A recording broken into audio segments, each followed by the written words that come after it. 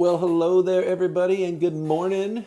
My name is Pastor Mike, and it is my job to encourage you. So, welcome to the Let's Go Live, and thank you for joining us this Tuesday morning for another morning installment of our daily encouragement. I'm the lead pastor at Oceanside First Presbyterian Church here in Oceanside, California.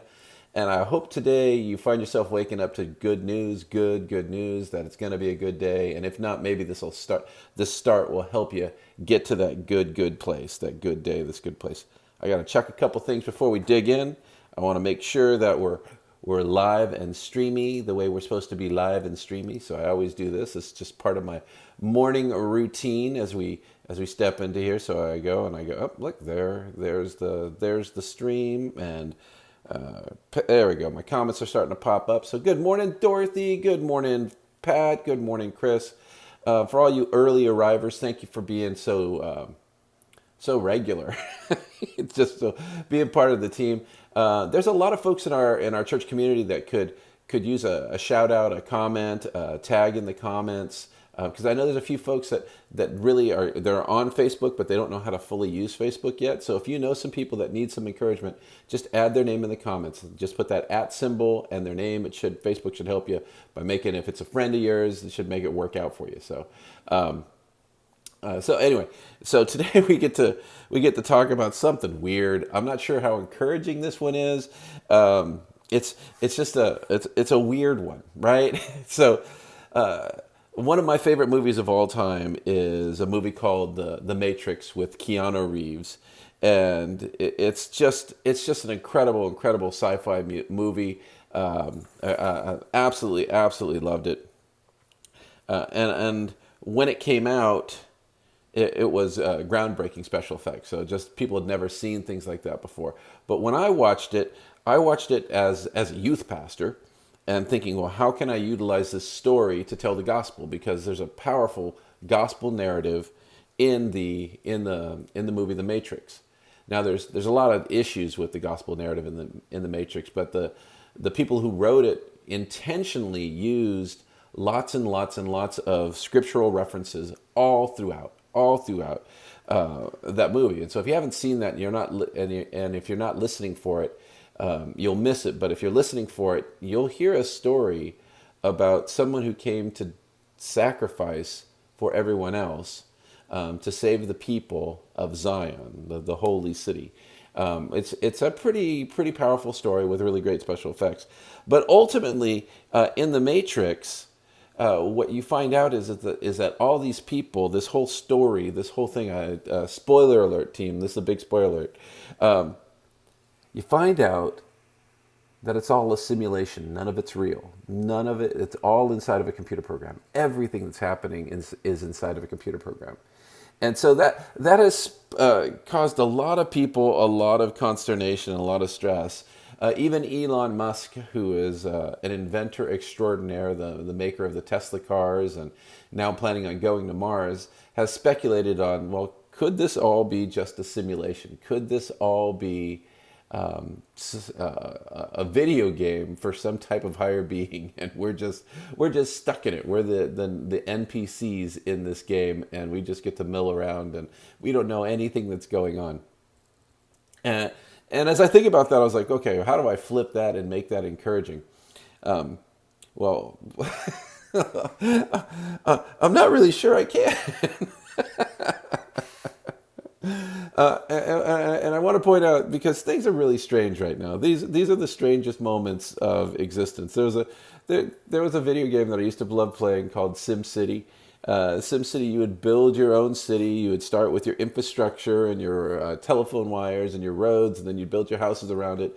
And you'd have people come in, and as people would come in, they would share the word, and then more people would come in. And as the city manager from on high, you're the simulation controller. You can control things like, are we going to put a park here?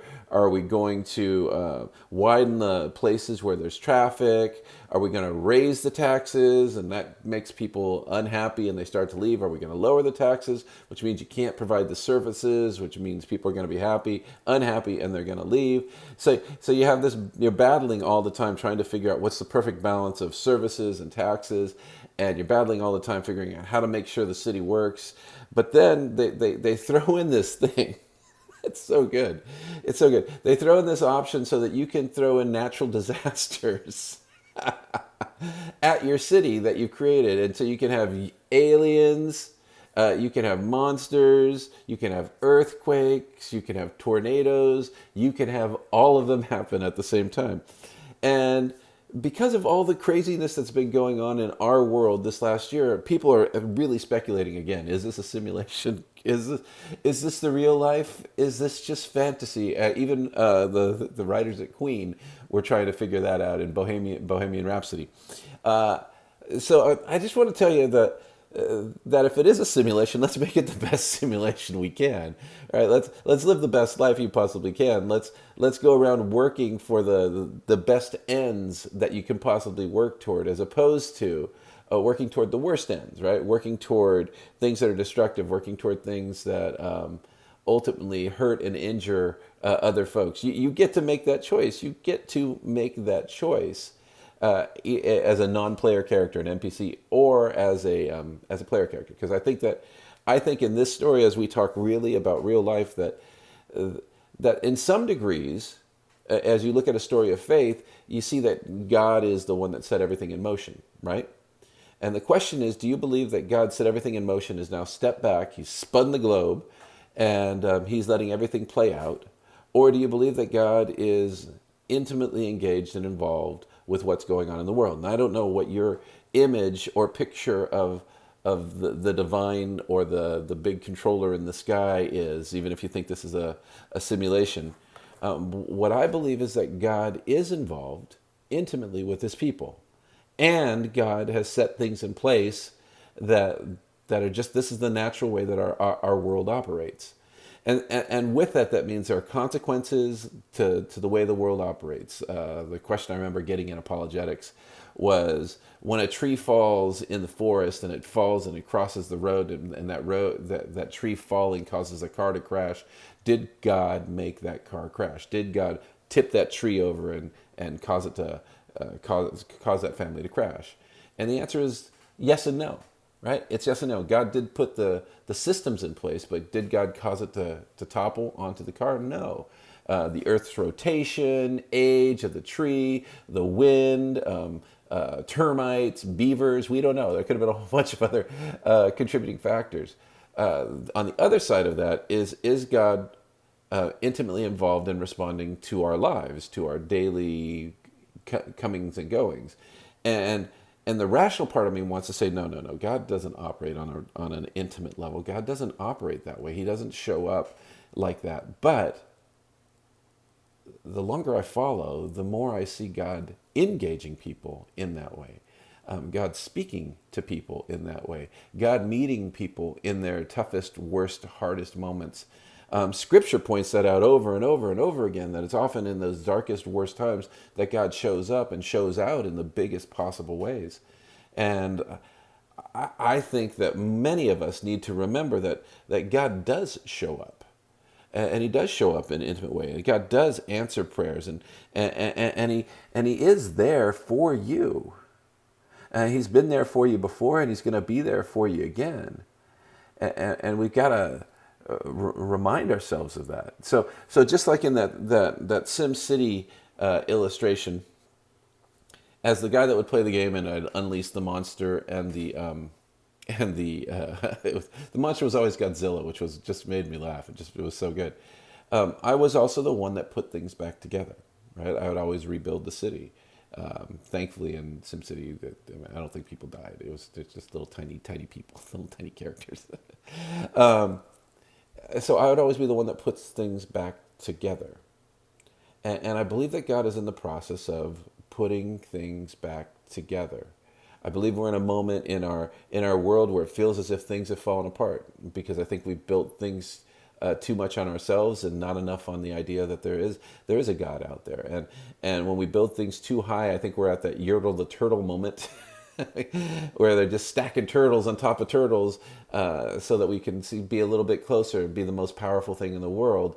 And maybe we need to realize that there's a God out there,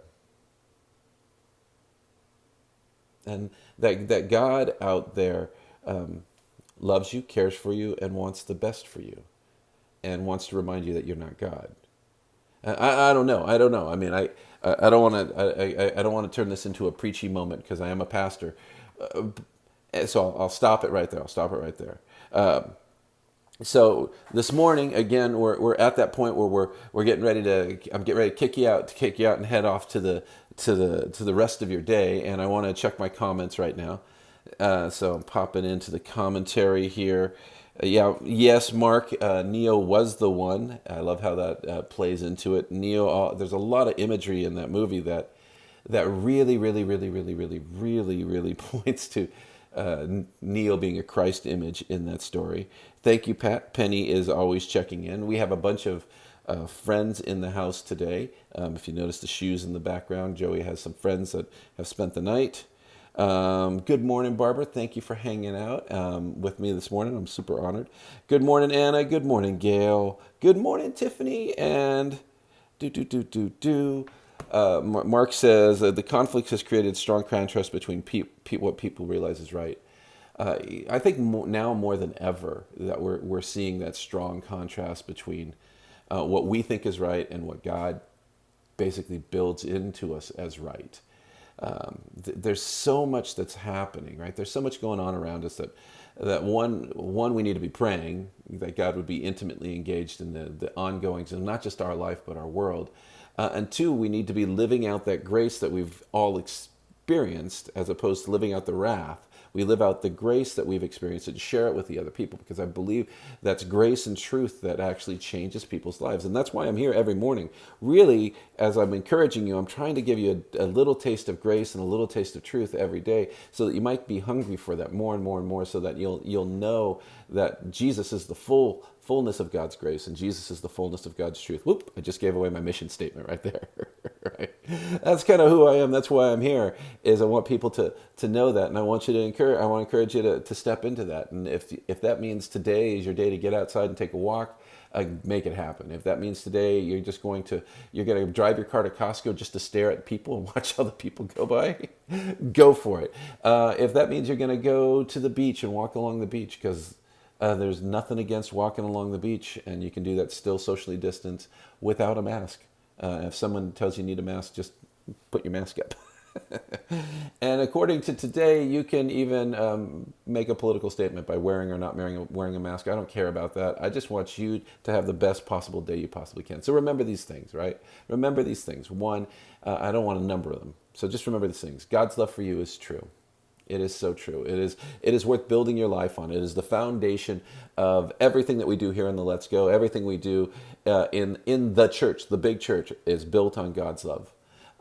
You are created to pursue an authentic relationship with your Creator. God designed you to be in relationship with Him. And if you're not in a relationship with God, I can tell you that most of the people that I know that don't have a relationship with God feel like there's a piece that's missing in their life, and they're constantly looking to fill it. They're looking to fill it with relationships.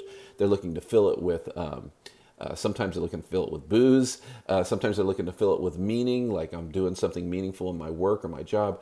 And often those things leave them not totally fulfilled. And so I point you to a relationship with God, or a relationship with Jesus. You're created for that relationship. You belong to Jesus Christ, and you define who you are by what He says, and you exist every day to demonstrate God's love to a broken world. I think the best way you can demonstrate God's love is mirroring His grace, by showing His grace to the people around you, by engaging the world around you with more grace than they probably deserve. But that same grace than they probably deserved is the same grace that was given to you, more grace that was given to you that you didn't deserve either, right? And so let's get out there. Let's get out there. Let's do this thing today. Let's go and share a little bit of peace. Smile behind the mask. Let's go and bring a little bit of joy to someone else's life today. So you ready? Can you say it with me? I felt like I was in Romper Room there for a second. Okay, okay, Pat and Gail and Mark and Greg and Tiffany, say it with me. It's time. It's time.